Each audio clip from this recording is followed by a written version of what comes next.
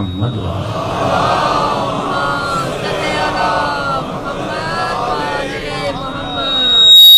بسم اللہ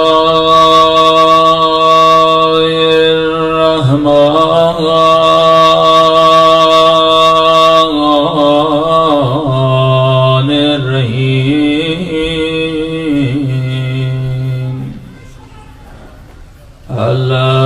الحمدللہ رب العالمین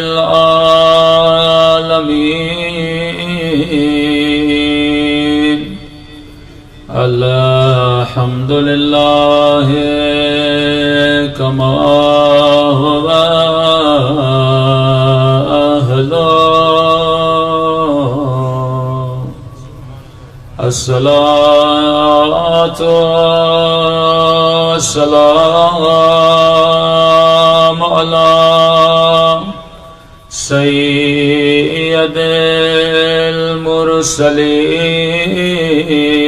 المرسلین وخاتم نبیین ابی القاسم محمد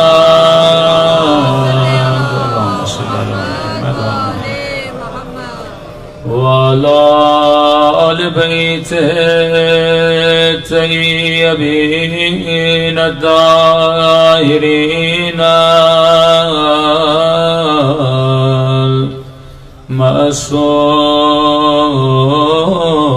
المعصومین. سب مل کے دعا سرکار امام زمان.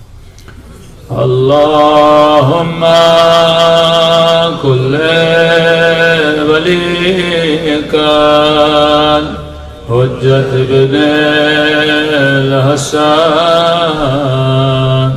صلواتک علیہ وعلی آبائه فی هذه الساعة وفي كل وليا وحافظا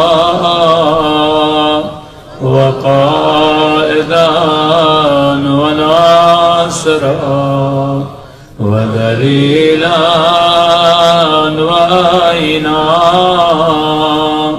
حتى تسكنه أرضك طوعا وتمتعه فيها طويلا برحمتك يا أرحم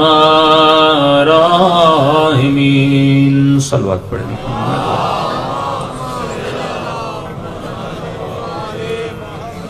بسم اللہ الرحمن الرحیم. رب اشرح لی صدری ویسر لی امری واحلل عقدۃ من لسانی یفقهوا قولی.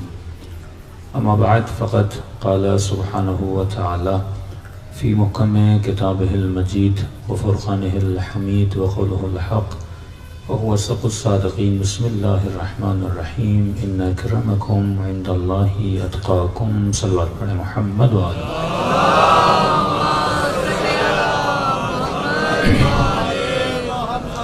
دعا کرتے ہیں کہ پروردگار عالم ہم سب کی عبادتوں کو اپنی بارگاہ میں قبول فرما دے، اور جس مقصد زندگی کی وجہ سے یہ فرش عزا بچھایا جاتا ہے ان مقاصد میں ہم سب کو کامیابی عطا فرما دے. مقامات زیارت عاشورہ کے عنوان سے گفتگو ہو رہی تھی کہ دو شجرے ہیں. ایک شجرہ ملعونہ ہے، قرآن نے جس کا ذکر کیا. دوسرا شجرہ شجرہ مبارکہ ہے. جو ملعون شجرہ ہے اس کا ذکر سورہ اسراء کی آیت نمبر 60 میں اللہ ذکر کرتا ہے کہ رسول نے ایک خواب دیکھا. اس خواب میں دیکھا کہ رسول کے منبروں پر باندر اور خنزیر کے شکل والے لوگ بیٹھ رہے ہیں.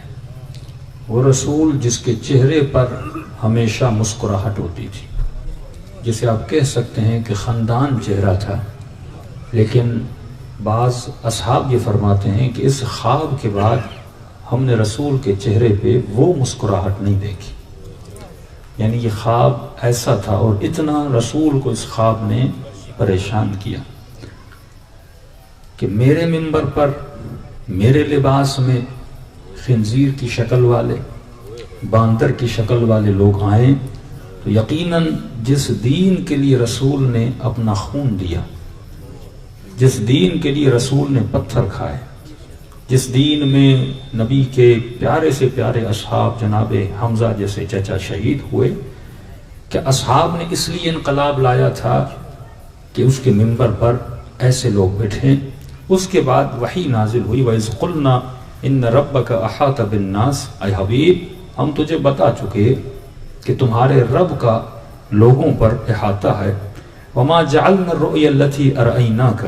اور یہ جو رؤیا، یہ جو خواب ہم نے تجھے دکھایا ہے، إِلَّا فِتْنَةً لِلنَّاسِ، یہ ایک فتنہ ہے لوگوں کے لیے. اور یہ مت سمجھنا کہ میں تیری امت کا امتحان نہیں لوں گا.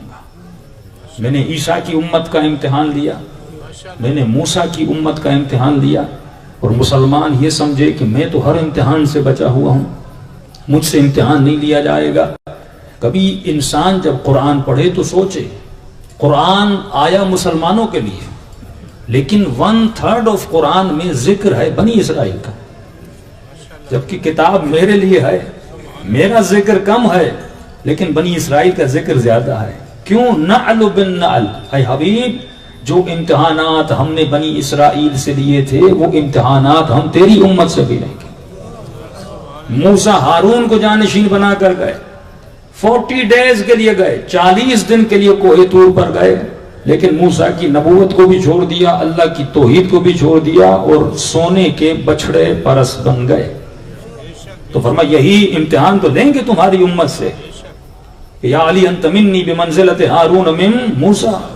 اے علی میں اس امت کا موسیٰ ہوں، تو اس امت کا ہارون ہے.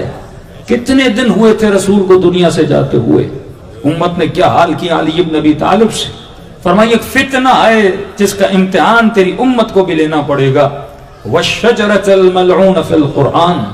اے حبیب یہ شجرہ ملعونہ جس کا ہم نے قرآن میں ذکر کیا ہے، اب بعض اہل سنت کے مفسرین کہتے ہیں اس شجرے سے مراد شجرہ زقوم ہے. جنت میں جو جہنمیوں کو غذا کھلائی جائے گی، اب اس شجرے سے نبی کیوں پریشان ہوتے؟ اور جہنم میں ایک زقوم درخت ہے، اس کو دیکھ کر رسول کی مسکراہٹ کیوں ختم ہوگی؟ اور اس شجرے کا امت کے فتنے سے کیا جائے، اس شجرے کا مسلمانوں سے کیا جائے؟ مجھے پریشان تو اس پہ ہونا. اور دوسرا اس خواب کا اس سے کیا جائے کہ میرے منبر پر باندر بیٹھیں گے، اس زقوم سے کیا جائے؟ فرمایا یہ وہ شجرہ ہے جو ملعونہ ہے فی القرآن. اب خدا اس شجرے کی ایک صفت بیان کرتا ہے، وَنُخَوِّفُهُمْ فَمَا يَزِيدُهُمْ إِلَّا طُغْيَانًا كَبِيرًا. اے حبیب تو یہ سمجھتا ہے کہ ہم ان کو ڈراتے نہیں، کہ ہم ان کو قیامت کا ڈر نہیں دیتے؟ ہم جتنا اس شجرہ ملعونہ کو ڈراتے ہیں اتنا ہی یہ زیادہ طغیان کرتے ہیں. علی جتنی بھی نصیحتیں دیتے ہیں یہ اتنا طغیان کرتے ہیں. حسین کربلا میں جتنی بھی ان کو نصیحت دیں گے یہ اتنا طغیان کرتے ہیں. لیکن اے حبیب تجھے گھبرانے کی ضرورت نہیں ہے، ہم نے ایک اور شجرہ بھی بنایا ہے. ایک شجرہ شجرہ ملعونہ جو لعنت شدہ شجرہ ہے، لیکن ایک دوسرا شجرہ ہے جو شجرہ مبارکہ ہے. شجرہ ملعونہ کا ذکر زیارت عاشورہ میں ہوتا ہے، اور شجرہ مبارکہ کا ذکر زیارت وارثہ میں ہوتا ہے. کہ آدم ہے، نوح ہے، ابراہیم ہے، موسیٰ ہے، عیسیٰ ہے، پھر علی ہے، پھر حسن ہے، پھر حسین ہے. یہ سارا شجرہ شجر مبارکہ ہے. مبارک اسے کہتے ہیں جو انسان کے سامنے ہدایت کا راستہ رکھے. وہ گمراہی کا راستہ بچھائیں گے، حسین کربلا میں ہدایت کا میدان بچھائیں گے.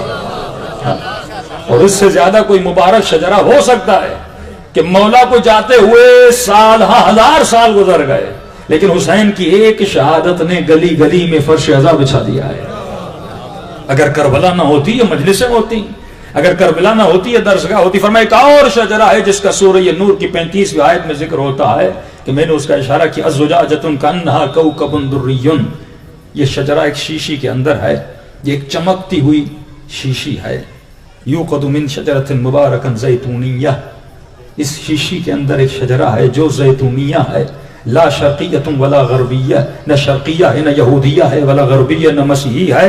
یکاد زیتها یضیء ولو لم تمسسه النار نور علی نور. اور یہ شجرہ ایک شیشی کے اندر ہے. معصوم سے پوچھا مولا اس شیشی سے مراد کیا ہے؟ اور میں اس سے مراد ہماری جدہ امجدہ جناب فاطمہ الزہرا سلام اللہ علیہا ہے. مصباح المصباح سے مراد دو نور ہدایت ہیں، ایک سے مراد حسن ہے، دوسرے سے مراد حسین ہے. اور اس شجرے کا سلسلہ جس سے چلے گا وہ زیتونیہ ہے، یعنی اس کا مطلب یہ شجرہ حسینیہ ہے. نور علی نور سے مراد یہ ہے کہ اگر ایک امام کو شہید کر دیا جائے گا اللہ دوسرا امام عطا کرے گا. اور آج بھی وہ نور اس کائنات میں موجود ہے، تجھے نظر نہیں آ رہا لیکن تجھے فائدہ ضرور دے رہا ہے. صلوات پڑھے محمد و آل محمد.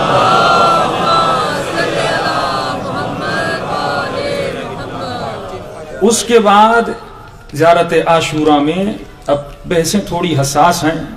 اتحاد بین المسلمین کو بھی مد نظر آدمی رکھتا ہے، لیکن اتحاد کا ہرگز مطلب یہ نہیں کہ علمی بحث نہ کی جائے. اتحاد کا مطلب یہ ہے کہ لوگوں کے مقدسات کا خیال رکھا جائے، لیکن اگر علمی بحث کو بندہ چھوڑے گا تو ہدایت کیسے ملے گی؟ اور یہ بحثیں ہم نے سال مختلف شہروں میں کی، کم صورت میں سوشل میڈیا پہ زیادہ وائرل ہوئی. الحمدللہ 20 کے قریب نوجوان صرف سندھ کے علاقے میں شیعہ ہو گئے. یعنی جب آپ علمی بحث کریں، جیسے محمد علی مرزا علمی حوالے دیتا ہے. میں نے اکثر نوجوانوں کو کہا کہ جب FIRs کٹی اور بحث چھڑی کہ شیعہ لعنت بھیجتے ہیں، ہاں ہم تو لعنت بھیجتے ہیں، اور یہ سنت ہماری نہیں ہے، لعنت رسول نے بھی بھیجی ہے، لعنت اللہ نے بھی بھیجی ہے. ہاں سب سے پہلی لعنت تو خود شیطان پہ بھیجتا ہے. تو لعنت بھیجنا جرم نہیں ہے، سوال یہ ہے لعنت کس پہ بھیج رہے ہو؟ ایک ہے گالی، ایک ہے لعنت. گالی انسان تب دیتا ہے جب اندر میں انسان کو غصہ خود کو خالی کرنے کے لیے گالی دیتا ہے.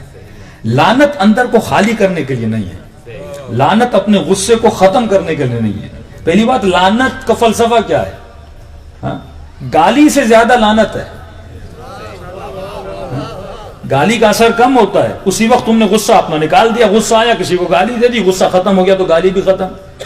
لعنت کا ترجمہ یہ ہے کہ خدا اس پر کبھی بھی اپنی رحمت نازل نہ کرنا. اپنی رحمت کے دروازے اس لعنتی بندے پہ ہمیشہ کے لیے بند کر دینا. اس لیے معصوم فرماتے ہیں کبھی بھی ہمارے چاہنے والوں پر لعنت نہ بھیجا کرو. کبھی بھی شیعہ پہ لعنت نہیں بھیجتا، کیونکہ لعنت سب سے بڑا عذاب الہی ہے کہ تم یہ کہو کہ خدا اس پر رحمت کے دروازے بند کر دو، اور جب رحمت کے دروازے بند ہو جاتے ہیں وہ بندہ پھر شیطان کے دروازے پر داخل ہو جاتا ہے. تو پہلی لعنت ہم نے کل آپ کی خدمت میں عرض کیا کہ بحث تبرہ کو سمجھنا بڑا ضروری ہے. اگر تولا ہے تو تبرہ کا ہونا بھی ضروری ہے. جب کلمہ پڑھتے ہو تو پہلے ہے لا الہ الا اللہ، پہلے تبرہ ہے پھر تولا ہے. یہ ہو ہی نہیں سکتا کہ تم شرک کا انکار نہ کرو. پہلے شرک کا انکار ہے پھر توحید کا اقرار ہے. یہ ممکن نہیں کوئی کہے مجھے اہل بیت سے تو تولا ہے لیکن ان کے دشمنوں پر تبرہ نہیں کروں گا. کسی نے کہا کہ مولا کوئی آپ سے تولا رکھے لیکن آپ کے دشمنوں پہ تبرہ نہ کرے. تو امام فرمایا اس کی مثال کانے کی طرح ہے، یعنی ایک آنکھ والا ہے. اگر دو آنکھیں رکھنا چاہتے ہو تو تولا بھی تیرے اندر ہو، تبرہ بھی تیرے اندر ہو. اور الحمدللہ ہم کانے نہیں ہیں، اللہ نے دونوں آنکھیں دی ہوئی ہیں. صلوات پڑھے محمد و آل محمد. خشنودی محمد و آل محمد بلندتر صلوات. دشمنان اہل بیت پہ لعنت. دونوں چیزوں کا ہونا ضروری ہے. اللہ پر سلام، حسین پر سلام، اور دشمنان خدا پر بندہ لعنت کرے. زیارت عاشوراء میں 100 سلام ہیں، 100 لعنتیں ہیں. معصوم لعنت بھیج رہے ہیں تو لعنت کا کوئی بڑا مطلب ہوگا نا. معصوم سلام بھیج رہے ہیں تو اس سلام کو سمجھو، اس لعنت کو سمجھو. سلام جس پہ بھیجتے ہو اس پر رحمت ہوتی ہے، لعنت جس پہ بھیجتے ہو وہ رحمت سے دور ہو جاتا ہے. اور ہماری جو آیت الکرسی ہے وہ بھی ایک آیت والی نہیں ہے، 3 آیتیں اس میں ایک جملہ ہے اپنا جس میں بالطاغوت و یؤمن باللہ. پہلے طاغوت کا ہم انکار کرتے ہیں پھر ہم اللہ پہ ایمان لاتے ہیں. یہ ممکن نہیں کہ کوئی بندہ اللہ پر ایمان لائے لیکن طاغوت کا انکار نہ کرے. تو یہ بات تو ذہن میں بیٹھ گئی کہ ہمیں تولا بھی ہمارے لیے ضروری ہے, تبرہ بھی ہمارے ضروری ہے. اب تبرہ کا مطلب کیا ہے؟ لعنت کا مطلب خدا اس کو رحمت سے دور رکھے. دوسرا معصوم سے پوچھے گا مولا یہ لعنت کرتے ہیں کیا ہے؟ فرمایا لعنت ہے اس شخص کی آئیڈیالوجی پر, لعنت ہے کفر والے مزاج پر, لعنت ہے شرک والے مزاج پر. اب شرک کا مزاج جس کے اندر بھی ہے اہل بیت لعنت بھیجیں گے. کفر کا مزاج جس کے اندر بھی ہے اہل بیت لعنت بھیجیں گے. اب ایک شخص پہ اہل بیت نے لعنت بھیجی, آپ سب اس کو جانتے ہیں, نام میں نہیں لوں گا یہاں سے, لیکن اس کے لیے تاریخ کیا لکھتی ہے؟ ایک مرتبہ ہم گالی دیتے ہیں, وہ جسٹ گالی ہوتی ہے, ایک مرتبہ حقیقت ہوتی ہے. ایک گالی خدا قرآن میں دے رہا ہے, اللہ گالی دے رہا ہے, وَاتْلُ بَعْدَ ذَلِكَ الزَّنِيمُ, اے حبیب یہ بد دہن, بد اخلاق, وعدہ خلاف اور زنا زادہ. یہ کون کہہ رہا ہے؟ اللہ کہہ رہا ہے. اللہ جب کسی کو گالی دے وہ گالی نہیں ہوتی, وہ حقیقت ہوتی ہے. ہم جب کسی کو گالی دیتے ہیں وہ گالی ہوتی ہے, غصے میں دے دی ہم نے, لیکن اللہ غصے میں تو نہیں آتا. اللہ جب بھی جو جملہ کہتا ہے وہ حقیقت والا ہوتا ہے. اہل بیت نے اگر کسی کو بھی زنا زادہ کہا وہ حقیقت میں زنا زادہ تھا. اہل بیت اپنا غصہ نہیں اتار رہے تھے. اور لعنت جو کی لعنت ابدی ہے. زیارت عاشوراء جب آپ لعنت کرتے ہیں وہ لعنت ابدی, وہ سلام ابدی, یعنی خدا یہاں پر بھی لعنت وہاں پر بھی لعنت. لعنت ابدی سے مراد کیا ہے کہ مولا آپ لعنت ابد کیوں بھیج رہے ہیں؟ کہ اس لیے مراد ہے کیونکہ اس نے جو ظلم کیا ہے وہ ظلم بھی ظلم ابد تھا. کہ اگر یزید کے کارناموں سے کوئی یزید کے لشکر میں شمر بن رہا ہے یا یزید کے لشکر میں کوئی ابن زیاد بن رہا ہے اور قتل حسین سے وہ ہمیشہ کے لیے جہنم میں جا رہا ہے. یہ ایک ایسا شجرہ تھا جنہوں نے ہمیشہ کے لیے لوگوں کو تباہ و برباد کر دیا. اگر علی جیسے استاد رسول خدا کے بعد منبر پہ ہوتے تو لوگوں کو ہمیشہ کے لیے ہدایت ملتی. اتنے عظیم استادوں سے کائنات کو محروم کیا. یعنی تصور کریں کہ رسول خدا کے بعد اہل بیت کا سلسلہ چلتا رہتا تو آج ہمارے بچے کس تربیت میں جنم لیتے.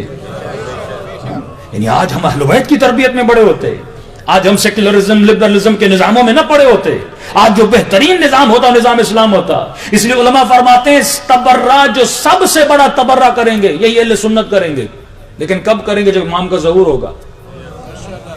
سب سے زیادہ جس کو تبرہ کریں گے اور ان کا اندر پریشان ہوگا کرے اتنے سال ہم اتنی بدبختی میں رہے, یہ مسلمان کریں گے. اس کی وجہ کیا ہے؟ ایک انسان جنگل میں رہتا ہے اور جنگل میں وہ اپنی جان کو بچانے کے لیے دن رات محنت کرتا ہے, کبھی اس حیوان سے کبھی اس حیوان سے, تاکہ مجھے 2 لقمہ روٹی مل جائے, گوشت کا تھوڑا سا ٹکڑا مل جائے, میری جان بچ جائے. اب اس جنگل میں کوئی آدمی جائے اور ڈیلی بیسس پہ اسے دوپہر کا کھانا دے, وہ تو اس کا شکریہ ادا کرے گا کہ تم نے مجھے اتنی محنت سے بچا لیا اور مجھے کھانا دے رہے ہو. اب یہ اس کا شکریہ ادا کر رہا ہے, جس طرح مسلمان تاریخ میں آئی ہوئی شخصیات کا شکریہ ادا کر رہی ہیں, کیونکہ یہ ہے جنگل میں, انہوں نے نعمتوں کو نہیں دیکھا, اب اس کا شکریہ ادا کر رہے ہیں. اب ایک دن ایک آئے اور اس جنگل میں رہنے والے انسان کو شہر میں لے جائے, اس جنگل میں بھٹکے ہوئے انسان کو کہاں لے جائے؟ شہر میں لے جائے, اور وہ دیکھے بھائی اس شہر میں تو گاڑی بھی ہے, بستر بھی ہے, گھر بھی ہے, اے سی بھی ہے, اتنی نعمتیں, کپڑے بھی ہیں, اور یہ بدبخت مجھے ایک لقمہ دے کے. اب یہ کتنا غصہ کرے گا اس پہ, کتنی لعنتیں بھیجے گا اس پہ, کہ جب ظہور حضرت مہدی ہوگا اور امام ان نعمتوں سے جب ان مسلمانوں کو آگاہ کریں گے, سب سے پہلی لعنت یہ خود ان پہ بھیجیں گے کہ انہوں نے اتنے بڑے استادوں سے, اتنے بڑے علم سے, رسول کے سب سے بڑے نظام سے ہمیں محروم رکھا. تو امیر شام سے اہل بیت نے ہمیشہ بیزاری کی. جب FIRs کٹی اور نوجوانوں نے غصے میں آ کر, کیونکہ زیارت عاشوراء میں لعنت تو ہے, ہم نہیں کہیں گے لعنت نہیں ہے, لعنت ہے بنی امیہ پہ, نسل بنی امیہ پہ اہل بیت نے لعنت بھیجی. FIRs کٹی اور نوجوانوں نے نیٹ پہ لکھ لیا فلاں پر فلاں پر فلاں پر لعنتیں, اور جب FIR کٹی تو بندہ جیل میں. تو ہمیشہ کہتا ہوں کہ اگر دفاع اہل بیت میں قدم اٹھاؤ تو پھر قدم اٹھانے کے بعد علی کی طرح میدان میں کھڑے بھی رہنا ہوگا.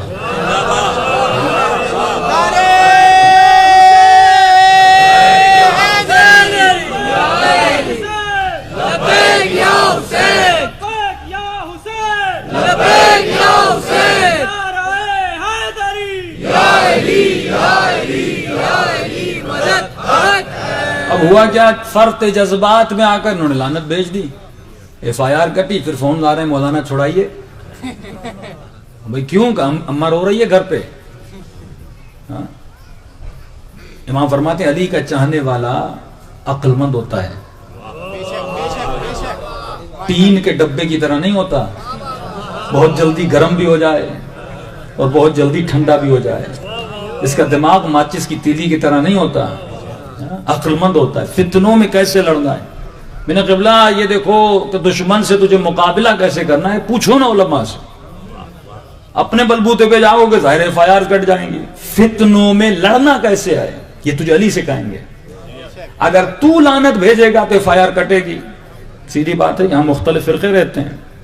بہترین طریقہ آؤ ہم تجھے بتاتے ہیں کہ لعنت کی لعنت بھی ہو جائے FIR بھی نہ کٹے.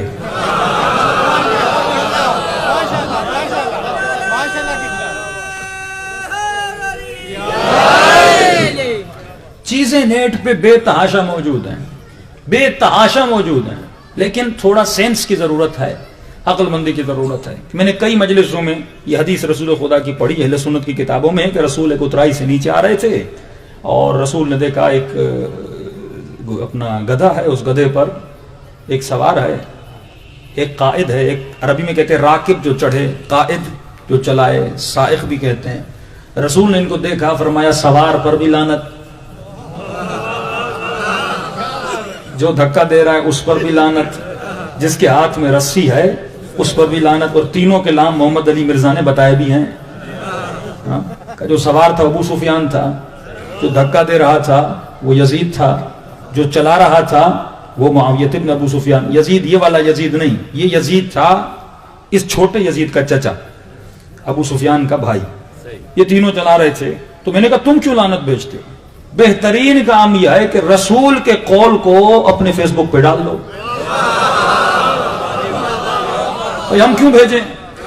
جس پہ رسول نے بھیجی ہے وہ جس لوگوں کو انفارم کرو کہ بنی امیہ کے لیے رسول نے کیا کہا، بنی تمیم کے لیے رسول خدا نے کیا کہا. جتنی قبیلے تھے رسول کے فرامین اور اہل سنت کی کتابوں سے لاؤ. آج سب سے زیادہ جو مفتی ڈرا ہوا ہے وہ اس سے ڈرا ہوا ہے کہیں یہ ہماری کتابیں ہمارے بچوں کو نہ پڑھا دیں. سب سے بڑا خوف ان کو یہی ہے، اور آپ کو اس خوف کو ختم کرنا ہے کہ وہ اہل سنت کا جوان جو اپنے وجود میں اویئرنس چاہتا ہے. محمد علی مرزا ایک جوان تھا، 2 سے 2.5 ملین اس کے فالوور ہو چکے ہیں. کیوں؟ اس کا مطلب آتش ہے اس جوان میں. کہ مولویوں نے ہمیں پریشان کر کے رکھا ہے. بھئی شیعہ مولوی کا ایک موقف ہوتا ہے، ٹی وی پہ جاتا ہے، سامنے 3 بیٹھے ہوتے ہیں.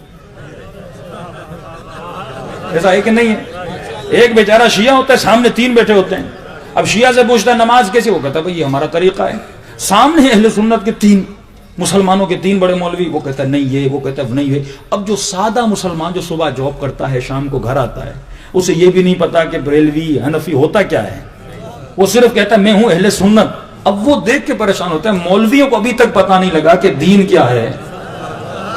یہ اتنا پڑھ کے خود کو مفتی بھی کہہ رہے ہیں، حافظ قرآن بھی کہہ رہے ہیں، اور ابھی تک لڑ رہے ہیں، تو ہم کس دین پہ عمل کریں؟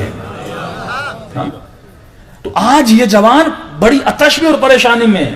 اور اگر اس کی آتش کوئی بجھا سکتا ہے تو وہ بس اہل بیت کا علم بجھا سکتا ہے. جو علم، جو خزانہ اہل بیت نے، اور افسوس یہ کہ ہم خود اپنے خزانوں سے آشنا نہیں ہیں. یہ باتیں تو الگ.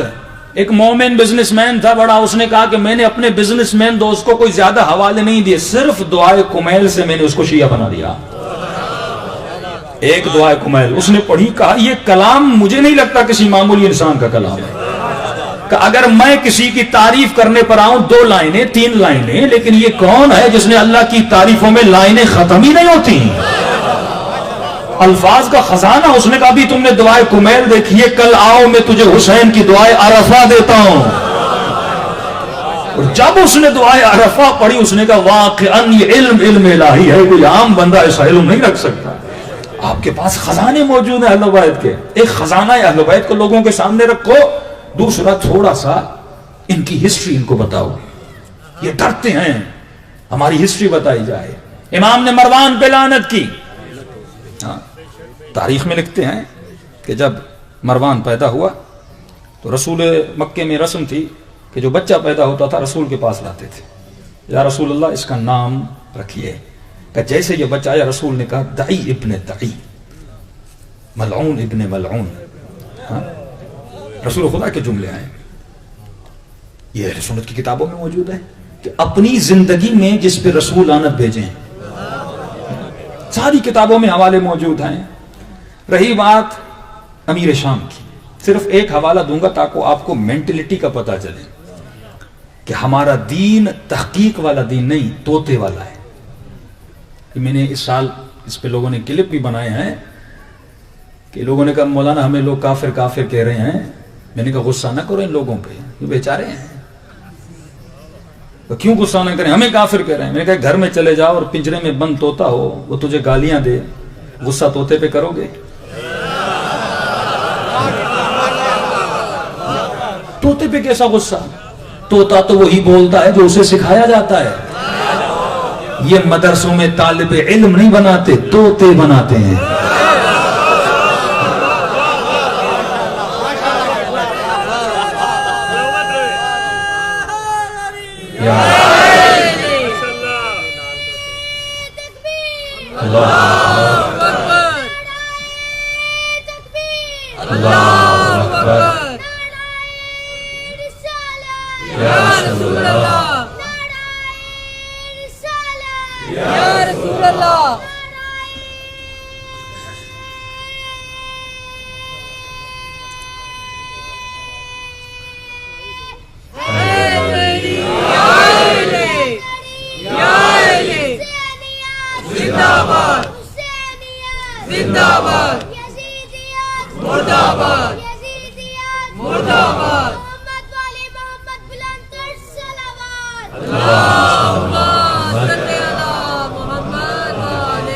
جس ملک کے مدرسوں میں طوطا پروری ہو، ہاں کہ صرف ذہن کھولا نہیں جائے. میرے بڑے نے یہ کہا یاد کر لے، ہاں فلاں کتاب میں یہ لکھا یاد کر لے.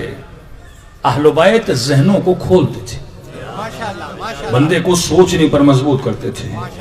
اپنا دعا اپنا آیت الکرسی میں کہ لا اکراہ فی الدین لآیات مثلا لأولی الالباب لہم آذان لا یفقہون. ان کے پاس کان ہیں پر سوچتے نہیں ہیں، ان کے پاس آنکھیں ہیں پر دیکھتے نہیں ہیں، ان کے پاس عقل ہے پر عقل سے استفادہ نہیں کرتے. میرے دین میں کوئی جبر نہیں، میرے دین میں کوئی زبردستی نہیں. کیا مطلب؟ خدا کہتا ہے کہ طوطا پرور نہ بن، آبا و اجداد کے دین کو لے کر نہ چل، حق کو تلاش کرنے کی کوشش کر، اچھائی کو ڈھونڈنے کی کوشش کر. اگر تو ضد پہ اڑ گیا، مثلا تجھے حق کا پتہ چلا لیکن کہ نہیں میں تو عمل نہیں کروں گا، میرے آبا و اجداد نہیں کہ میں کیسے کر سکتے ہیں، فرماتے ہیں یہ ایمان تجھے جہنم میں لے جائے گا. ایمان یہ ہے جب حق کا پتہ چلا، اور کو جیسے حق کا پتہ چلا فوراً حسین کے لشکر میں آ گیا. جیسے تجھے حق آئے، کیونکہ تجھے نہ باپ کی قبر میں جانا ہے نہ مولوی کی قبر میں جانا ہے، تجھے اپنی قبر میں جانا ہے، تو تجھے فیصلہ بھی وہی کرنا ہے جو دین حق کا. اب تاریخ جب آپ اٹھائیں گے، افسوس ہے کہ ہمارے شیعہ بھی اہل سنت کی کتابیں نہیں پڑھتے، پڑھنی چاہیے. اور میں نے اس سال ایک کتاب کا حوالہ دیا تھا، ریسرچ فرام سنی بکس، یا تحقیقی دستاویز. یہ 80s میں کتاب لکھی گئی، جس زمانے میں انہوں نے پوری کوشش کی کہ اسمبلی سے جیسے دوسرے فرقے کو کافر قرار دیا گیا تھا، اسی طرح شیعہ کو بھی ڈکلیئر کیا جائے کہ شیعہ کافر ہے. تو انہوں نے ایک کتاب لکھی. اس کتاب کے جواب میں ہمارے ایک محقق نے تحقیق کی اور مور دین 1200 صفحات پر یہ کتاب مبنی ہے. تحقیقی دستاویز اہل سنت کی جتنی کتابیں ہیں، ان کتابوں میں ایسی روایات جن کو پڑھ کے آپ کے کان کھڑے ہو جائیں، ان کتاب کو لکھا. انہوں نے کہا مجھے کافر کہنے سے پہلے یہ کتاب پڑھو، پھر بتاؤ کافر کون ہے. توہین رسالت، توہین ازواج، توہین اصحاب، ایسی روایتیں کہ مسلمان پڑھ نہیں سکتا. اتنے میسیجز آئے مولانا وہ کتاب دیں. آج انشاءاللہ میں اپنے فیس بک پیج اس کتاب کو چڑھا لوں گا. اس کتاب پہ کیونکہ پاکستان میں بین ہے، کیونکہ جیسے چھپی اس کی تقریباً 10,000 کاپیز بنی، اور جیسے مارکیٹ میں آئی تو تہلکہ مچ گیا. یہ اس کا جواب بھی نہیں دے سکتے تھے. بڑی اس کی کتاب میں بڑی ایسی احادیث اور ایسی روایات کہ خود اہل سنت کو پتا چلے کہ میری کتابوں میں روایتیں کیسی، جن کو میں صحیح کہتا ہوں تو روایتیں پڑھو. کیسے روایت کو تمہاری عقل مانتی ہے، کیا تمہارا فہم و شعور مانتا ہے؟ تو بین کر دیا گیا. پھر ہم نے اس کو PDF کی صورت میں 2002 میں اس کو تقسیم کیا تھا. اس سال پھر کیونکہ یہ مسائل ہوئے تو یہ ہر جوان ہر شیعہ محقق کے گھر میں کتاب ہونی چاہیے کہ جب بھی آپ کے ساتھ مسئلہ ہے فوراً یہ کتاب کھول کے دکھاؤ بھائی یہ تمہاری کتاب میں لکھا ہوا ہے, اس کے بارے میں آپ کا نظریہ کیا ہے. تو زمخشری اہل سنت کا بہت بڑا عالم, یہ امیر شام کے لیے لکھتا ہے کہ امیر شام جب پیدا ہوئے ان کے 4 لوگ دعوے دار تھے. یہ تاریخ میں مستدرک حاکم نے بھی لکھا, زمخشری نے بھی لکھا. لیکن میں آپ کو سوچ بتانا چاہتا ہوں جس سوچ نے رسول خدا کے جانے کے بعد مسلمان کو ڈبو دیا, جس سوچ نے فیک عقیدہ, ایک بندہ 1400 سال پہلے مثلا یزید مر چکا, اس کے لیے مسلمان خود کو جہنم میں بھیج رہا ہے. اگر تو یزید کو رضی اللہ عنہ کہے گا تجھے کون سا فائدہ ملے گا؟ تو کیوں اپنی قبر کو خراب کر رہا ہے؟ تو کیوں اپنی آخرت کو تباہ کر رہا ہے؟ لیکن جب آدمی طوطا پرور بن جائے, جب اس کے ذہن میں عقل و عقلانیت ختم ہو جائے, بس وہی کرے جو مجھے کہا گیا, میں سوچوں گا نہیں. تو زمخشری لکھتے ہیں, فرماتے ہیں ان کے 4 دعوے دار تھے. عمارۃ ابن ولید, دوسرے ابو سفیان, اور مسافر ابن ابی عمر. اور یہ زمخشری میں بھی ہے, ربیع الابرار میں بھی لکھا ہوا ہے کہ 4 دعوے دار تھے. لیکن آپ کو ہنسی آئے گی کہ جب وہ 4 کے نام لکھتے ہیں تو آخر میں لکھتے ہیں 4 رضی اللہ عنہ. یعنی آپ حیرت میں پڑ, یہ عقیدہ ہے. یعنی جب ہم کتاب پڑھ رہے تھے 4 رضی اللہ عنہ, اس رضی اللہ عنہ کے دعوے دار تھے کہ یہ میرا بیٹا ہے. اور فرمایا مکے میں مشہور تھا کہ یہ ان کے والد جو ہیں, ان ہستی کے والد جو ہیں وہ مسافر ابن ابی عمر ہیں. یہ غلام تھے جناب ابو سفیان کے رضی اللہ عنہ کے, بقول ان کے, میں نہیں کہتا. میرا کلپ بھی ہے کہ میں بڑے بڑے علماء ان کے نام لیتے ہیں تو رضی اللہ عنہ کہتے ہیں, میں قطعاً نہیں کہتا رضی اللہ عنہ. احترام مقدسات کا اپنی جگہ پر میں جناب لگاتا ہوں, حضرت لگاتا ہوں, کیونکہ رضی اللہ عنہ کہنا یہ شرعی مسئلہ ہے. کئی مولویوں کو بھی پتہ نہیں. اگر آپ قاتل زہرا کے سامنے رضی اللہ عنہ لگائیں اور یہ کہیں کہ میں اتحاد میں احترام ہے, رضی اللہ عنہ کا مطلب پتہ ہے کیا ہے؟ زیارت عاشورہ پڑھو, میری لعنت ہو ان پر رضیت, جو ان کے عمل سے راضی ہوا.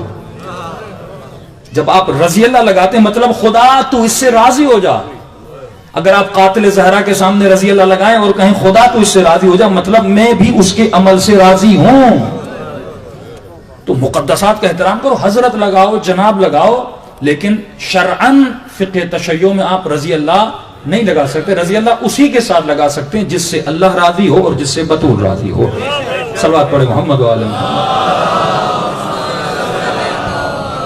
طیبہ, طاہرہ, سیدہ, صدیقہ, مقدسہ, مصدقہ, مطہرہ, منورہ, عابدہ, زاہدہ, ماجدہ, ساجدہ, شاہدہ, صابرہ, شاکرہ, صادقہ, کاملہ, عادلہ, فاضلہ, نافعہ, رافعہ, شافعہ, حوریہ, منصورہ, علیمہ, حلیمہ, حکیمہ, فہیمہ, نعیمہ, ہادیہ, مہدیہ, محدثہ, مومنہ, ام الائمہ, ام ابیہا, ام الخیرہ, ام الحسنین, ام السبتین, زکیہ, تقیہ, نقیہ, راضیۃ المرضیہ, عالمہ غیر معلمہ, بذات الرسالہ, ضمانت فتح مباہلہ, کنیز خدا, دختر حبیب خدا, زوجہ شیر خدا, بنت خدیجہ الکبریٰ, مادر سید الاولیاء و سید الشہداء, خاتون جنت بطول عذرا, عطیہ خدا, چاہتے مصطفیٰ, عزت مرتضیٰ, فخر آسیہ, ہاجرہ, مریم, حوا, سارہ, عظمت جناب فاطمہ زہرا سلام اللہ علیہا, بلندتر صلوات.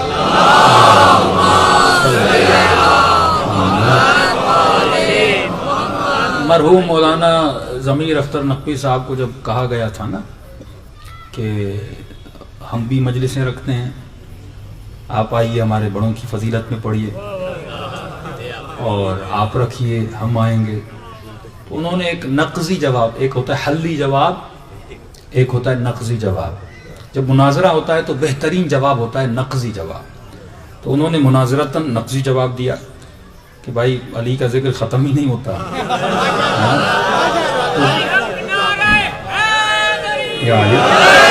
یہ تھا نقضی جواب. حلی جواب یہ تھا کہ وہ بولتے ٹھیک ہے آپ رکھو ہم آئیں گے. اب فضائل ہوں تو بندہ پڑھے نا.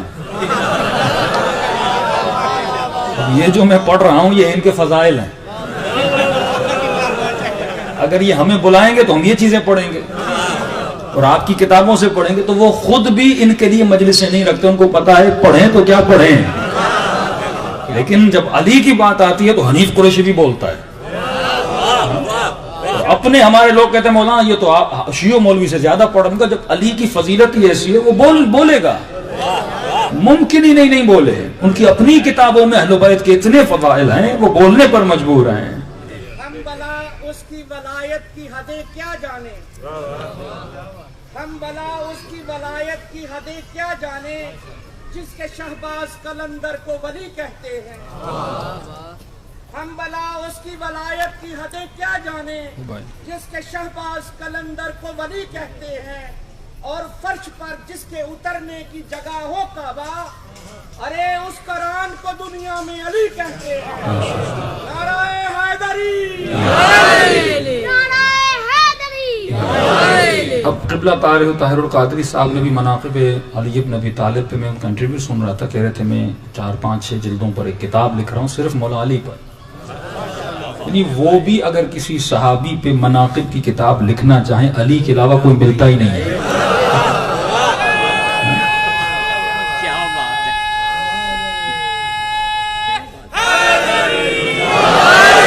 اور کسی نے غلط کیا تھا کسی صحابی کی بارے میں کچھ جیسے جملات کہے تھے تو حنیف قریشی بہت سخت جذبات میں تھا اور اسلام آباد میں وہ تقریر بھی کی. اس نے ریلی بھی نکالی. تو میں اس کی پوری تقریر سن رہا تھا غور سے کہ میں دیکھ رہا تھا یہ اس کی فضیلت میں بولے گا کیا. پوری تقریر واقعا میں نے سنی کہ دیکھوں اب ظاہر مجمع کو بتانا ہے کہ شیعہ نے کس کی توہین کی ہے. تو میں نے کہا پوری تقریر میں کوئی 6 حدیثیں پڑھے گا 6 آیتیں پڑھے گا.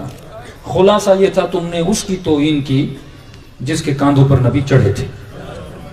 خلاصہ فضیلت یہ تھا. لیکن جب یہی حنیف قریشی جب علی کے فضائل بیان کرنے پر آتا ہے تو زبان فضائل بیان کرتے کرتے تھکتی نہیں ہے. وہ خود پریشان تھا. میں نے فضیلت بتا دی کہ نبی کاندھوں پہ چڑھے تھے. مجمع نعرہ کیوں نہیں مار رہا. اور جب علی کے فضائل بیان کرتا ہے تو خود ان کا مجمع کھڑا ہو جاتا ہے. کیونکہ بنی بنائی فضیلتیں بیان کرنے میں اثر نہیں ہوتا.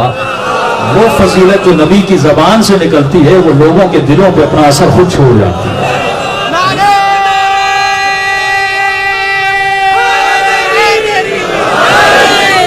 کوئی بات نہیں. کھلم کھلا ایک دعوت ہے. آپ کانفرنس رکھیے علی پر اور کانفرنس رکھیے دوسرے صاحب. ہم آتے ہیں علی کے فضائل پڑھتے ہیں اور آپ بھی دوسروں کے فضائل پڑھیں کہ نبی کی زبان سے سب سے زیادہ کس کی فضیلت نکلی وہ فضائل آپ بتائیں. اور ہم ہمیشہ اس منبر سے آج تک ہم یہ نہیں کہتے فلاں صحابی نے فلاں صحابی کے بارے میں کیا کہا. ہم ہمیشہ منبر سے جب مولا علی کی بات ہو امام حسین کی بات ہو حضرت بی بی خدیجۃ الکبریٰ کی بات ہو ہمیشہ اس منبر سے یہ بتاتے ہیں کہ صحابی نے صحابی کے بارے میں نہیں رسول نے علی کے بارے میں کیا کہا اللہ نے علی کے بارے میں کیا کہا. آپ بھی جب منبروں پہ آئیں ہمیں یہ بتائیں کہ اللہ نے اس صحابی کے بارے میں کیا کہا رسول نے اس صحابی کے بارے میں کیا کہا. تو یہ ہوگا عقیدہ رسول کا اور اللہ کا عقیدہ. تو ہم منبر سے جب بھی آتے ہیں فرماتے رسول نے کہا تھا من کنت مولا ہو فہذا علی مولا. رسول نے کہا تھا انا مدینۃ العلم علی بابا. رسول نے کہا تھا یا علی انت منی منزلۃ ہارون من موسیٰ. رسول نے کہا تھا لا فتح الا علی لا سیف الا ذو الفقار. رسول نے کہا تھا غدا لاتین رجلا کرارا غیر فرارا. یہ رسول نے کہا تھا. رسول نے کہا تھا ضربۃ علی یوم الخندق افضل من عبادۃ الثقلین. رسول نے کہا تھا النظر الى وجه علی عبادت. رسول نے کہا تھا کہ یا علی انت منی بمنزلۃ ہارون من موسیٰ. رسول نے یہ جملہ کہا تھا کہ اے علی ان الحسن والحسین سیدا شباب اہل الجنہ وابوہما یہ دونوں بیٹے جنت کے سردار ہیں اور ان کا بابا ان دونوں سے بہتر ہے.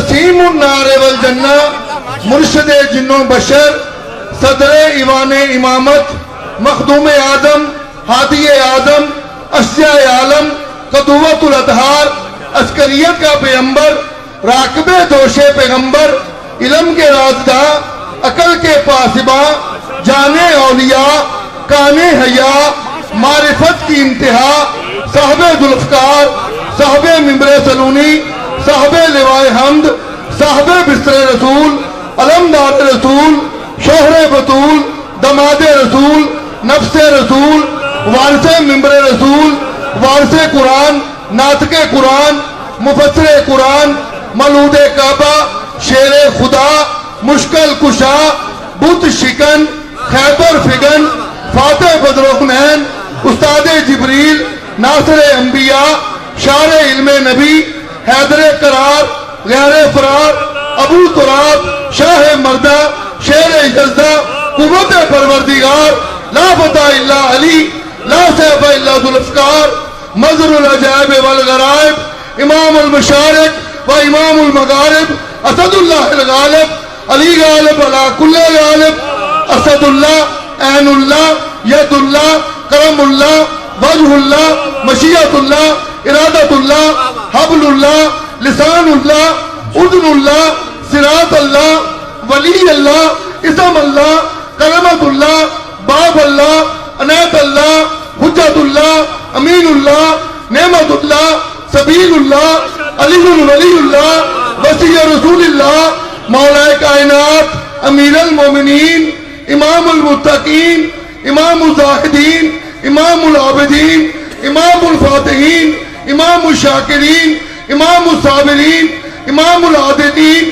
امام الصابرین امام الاولین امام الآخرین امام الصائمین امام المصلین یعصوب الدین قائد الغر المحجلین قاتل المشرکین قاتل المنافقین میزان امال المومنین صراط مستقیم امام مبین فخر آدم نوح ابراہیم موسیٰ عیسیٰ علی اکبر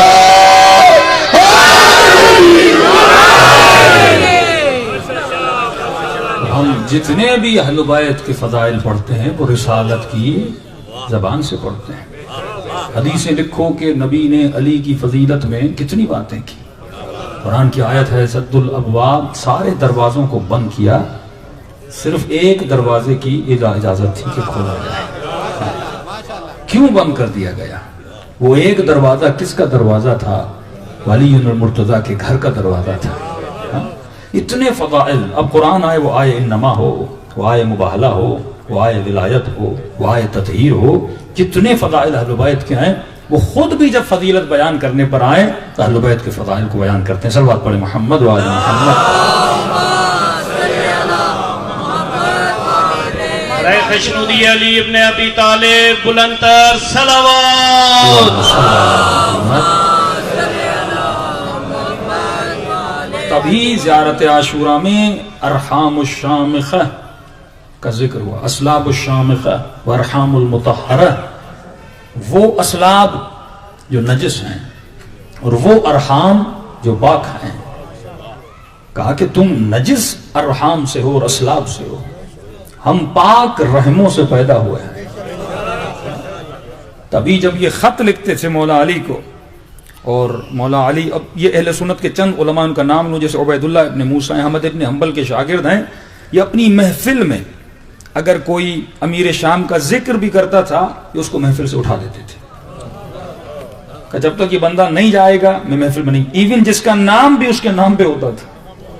یعنی یہ نہیں کہ صرف شیعہ مستدرک حاکم والے امام احمد ابن حنبل ہو گئے. آلوسی مشہور عالم ہے، وہ تو یہ کہتا ہے جو یزید پہ لعنت نہیں بھیجتا، میں تو تعجب میں ہوں کوئی اس پہ لعنت کیوں نہیں بھیجتا. بڑی وہابیوں نے سعودی عرب میں کوشش کی اس کی کتابیں نہ چھپیں. اہل سنت کا عالم ہے تو ایسا نہیں صرف آپ کا عقیدہ ہے، خود اہل سنت میں جو محقق گزرے ہیں انہوں نے بھی ان کی آل پر اور ان کی فکر پر لعنت کی ہے. اب سوائق محرقہ بھی اہل سنت کی کتاب ہے. ایک شبہ بھی یہاں پہ حل کرتا ہوا چلوں کہ جب اس نے خط لکھا جناب محمد ابن ابی بکر کو، جن کو پالا تھا مولا علی نے. اس کو خط لکھا اور پتا بھی ہے اس کو مروایا بھی بیچارے کو شام میں. کس نے مروایا وہ سب کو پتا ہے. اس کو خط لکھا کہ تم میری طرف کیوں نہیں آتے. تو اس نے جواباً لکھا اور اس کا خط آپ پڑھیں گے تو آپ کو پتا چل جائے گا کہ لوگ اس کے بارے میں سوچتے کیا تھے. اور ایسا ہے میں یہاں پڑھوں گا نہیں, پھر کہیں گے کہ مولانا نے غلط چیزیں پڑھ دی. تو انہوں نے محمد بن ابی بکر کو جواب دیا. جواب میں لکھا وَفَقَانَ أَبُوكَ أَوْ فَارُوقُهُ أَوَّلُ مَنْ ابْتَزَلَ. اے محمد بن ابی بکر تم مجھے کہتے ہو کہ میں علی سے لڑ رہا ہوں؟ سب سے پہلے جو بندہ لڑا وہ تیرا باپ تھا. خود معاویہ بن سفیان نے محمد بن خط لکھا. محمد بن ابی بکر ہیں کس کے بیٹے؟ جناب اسما کے. بی بی اسما پہلے بیوی تھی جناب جعفر کی. پہلے بھی ان کے پاس رشتہ گیا تھا جناب ابی بکر کا, لیکن بی بی نے جواب دے دیا. جب بی بی عائشہ سے پوچھا گیا کہ یہ مجھے کیوں جواب دے رہی ہیں اسما, تو جناب اسما نے کہا اس کا اخلاق مجھے اچھا نہیں لگتا, یہ تند اخلاق والا ہے, اس لیے میں اس سے شادی نہیں کروں گی. جناب جعفر کے جانے کے بعد ان کی شادی ہوئی جناب ابی بکر سے, جن سے ان کو 2 بچے ہیں, ایک ام کلثوم ایک محمد. اب ابی بکر کے جانے کے بعد ان سے شادی کی مولا امیر المومنین علی بن ابی طالب نے. ان کے دونوں بچوں کو کس نے پالا؟ مولا علی نے پالا. باپ کی وجہ سے نہیں, ماں کی وجہ سے پالا. کس کی تربیت میں بڑے ہوئے؟ علی کی. اور ہر جنگ میں دیکھ رہے ہیں مولا علی کا ساتھ دیتے ہوئے, یہاں تک کہ علی پر, یعنی اگر مخالف ہی کیوں نہ ہو لیکن تربیت علی کی ہو. مولا علی نے جیسے ان کو پالا. اب مسئلہ ہوا عقد ام کلثوم کا. تو یہاں شیعہ بڑے ادھر ادھر جاتے ہیں, نہیں وہ جن تھی فلاں تھی, مختلف چیزیں لاتے ہیں. لیکن جب تحقیق کی گئی وہ ام کلثوم وہ تھیں جو جناب محمد ابن ابی بکر کی بہن تھی, جن سے جناب, اور وہ بھی ایک سیاسی پس منظر ہے, بڑا پریشرائز منظر تھا. وہ نہیں تھی جو مولا علی کی, لیکن عرب میں رسم تھی جس کو پالا جاتا تھا وہ ربیبہ اس کو کہتے تھے, وہ بیٹی مانی جاتی تھی. تو عام مؤرخوں نے تصور یہ لیا یہ کس کی بیٹی ہیں؟ مولا علی کی ہیں. لیکن جب تاریخ میں آپ دقیق ہو کر ریسرچ کریں گے تو یہ مولا علی کی بیٹی نہیں تھی, محمد بن ابی بکر کی بہن تھی اور جناب ابو بکر کی بیٹی تھی. صلوات پڑھے محمد و آل محمد. محمد و آل محمد.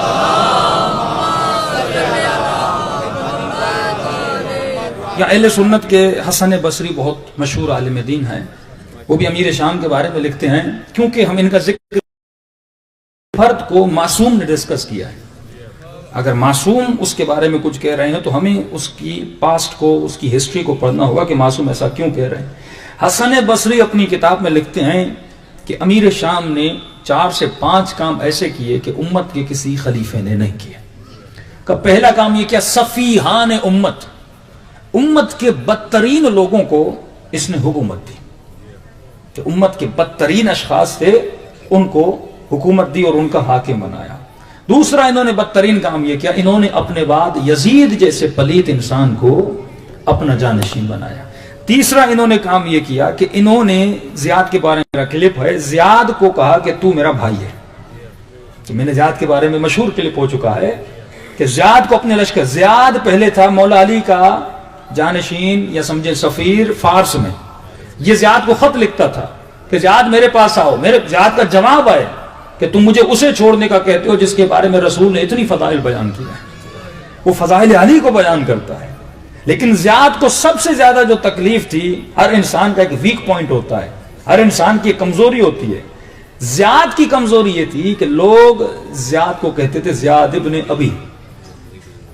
اب کسی کو نہیں پتا تھا کہ زیاد کا باپ کون ہے. اس کو ہمیشہ یہ تکلیف ہوتی تھی کہ یہاں پر جب زیارت عاشورہ میں مولا بھی اس کا تعارف کرواتے ہیں تو کیسے فرماتے ہیں وابن مرجان, کہ مولا پھر بھی باپ کا نام نہیں لے رہے. یہ دقیق مسائل ہے کہ اہل بیت زیارت عاشورہ میں اگر کسی کا تعارف اور اس پہ لعنت بھیج رہے ہیں تو اسے فرماتے اے مرجانہ کے بیٹے. سیدہ زینب بھی جب دربار میں جاتی ہیں تو یہی کہتی ہیں. فرمایا جب بی بی نے یہ جملہ کہا سے بڑا غصہ آیا تھا. یہ اپنی توہین سمجھتا تھا کہ میرے پاس باپ نہیں ہے یا میرا تعارف میرے باپ سے نہیں ہوتا, میری ماں کے نام سے ہوتا ہے. تو یہاں پر یہی کمزوری امیر شام کو پتا چل گئی تو اس نے خط لکھا کہ زیاد تیرے لیے خوشخبری ہے. کیسی خوشخبری؟ کو تیرے باپ کا پتا چل گیا. جس کی کمزوری تھی کہ تیرے باپ کا پتہ چل گیا، کہ کیا کہنا چاہتے ہو؟ کہا تو میرا بھائی ہے، آج کے بعد تجھے کہا جائے گا زیاد ابن ابی سفیان۔ اب ایک عام سے حاکم تھا، اسے پتا چلے کہ میرا باپ وہ ہے جو مکے کا سمجھو سردار ہے۔ ابو سفیان کو چھوٹا نام نہیں تھا اس زمانے میں، بہت بڑا نام تھا۔ اور معاویہ جو حاکم ہے، ابھی تو میں علی کا سفیر ہوں، لیکن معاویہ میرا بھائی بن جائے تو میرے پاس کتنا پاور آئے گا، میرے پاس کتنی طاقت آئے گی۔ یعنی راتوں رات میں زیاد کروڑ پتی بن گیا، ارب پتی بن گیا، اس کا تعارف ہی بدل گیا۔ تو اس نے فوراً کچھ عرصے کے بعد مولا علی کو چھوڑا اور اہل بیت کو چھوڑا، اور اس کے بعد کہاں چلا گیا؟ وہاں پہ چلا گیا۔ تو یہ بھی ایک اخلاقی پوائنٹ ہے کہ شیطان پہلے تیرے ویک پوائنٹ کو تلاش کرتا ہے، تیری کمزوریوں کو تلاش کرتا ہے، پھر اسی کمزوری کو فائدہ لیتے ہوئے تجھے اپنے لشکر میں شامل کرتا ہے۔ مولا علی کے امام حسن کے لشکر میں بہت سارے اصحاب تھے، لیکن جب جیسے امیر شام کو پتا چلا یہ پیسہ امام کے لشکر کا سپہ سالار بک چکا، ہزار سونے اور درہم کی لالچ میں، ایسے نہیں کہ مولا علی مسجد میں جاتے ہیں پوری پوری رات روتے ہیں کہ علی کیوں رو رہے ہو؟ کہ علی کی کمر ٹوٹ گئی جب سے مالک اشتر گیا ہے۔ ایسے اصحاب جو امام کے وفادار، امام فرماتے ہیں میرے 10 لے لو، اس کا ایک مجھے دے دو۔ وہ کیسے بھی ہیں ان میں وفاداری ہے، لیکن مولا فرماتے تھے میرے لشکر میں جتنے لوگ رہتے ہیں ان میں وفاداری نہیں ہے۔ تو خود اپنی کتاب میں لکھتے حسن بصری فرماتے ویل بنی امیہ، رسول خدا فرماتے تھے ویل ہو، وائے ہو بنی امیہ پہ۔ کیوں وائے ہو؟ کیونکہ جس انقلاب کو رسول خدا نے لایا تھا، اور کچھ ایسے نااہل لوگ آ جائیں اور انہوں نے رسول خدا کے سارے انقلاب کو تباہ و برباد کر دیا۔ کہ انہوں نے پہلے جتنے حکما گزرے تھے وہ احکام کا دین کا خیال رکھتے تھے، لیکن انہوں نے اسلام میں بادشاہت کو لایا، شراب کو، فسق و فجور کو، نماز کا احترام انہوں نے ختم کر دیا، دین کا مذاق انہوں نے شراب کر دیا۔ اب مسلمانوں کی حکومت میں اگر کوئی جاتا تھا اسے یہ محسوس نہیں ہوتا تھا، اسے یہی لگتا تھا جیسے روم کے حکمران ہیں ایسے مسلمانوں کے حکمران ہیں۔ تو انہوں نے اسلام کا حلیہ اور اسلام کا چہرہ مس کر دیا، اور یہ وہی خواب تھا جو رسول خدا نے دیکھا تھا، اور جس خواب کی وجہ سے رسول خدا کے چہرے کی مسکراہٹ ہٹ گئی تھی۔ صلوات پڑھے محمد و آل محمد۔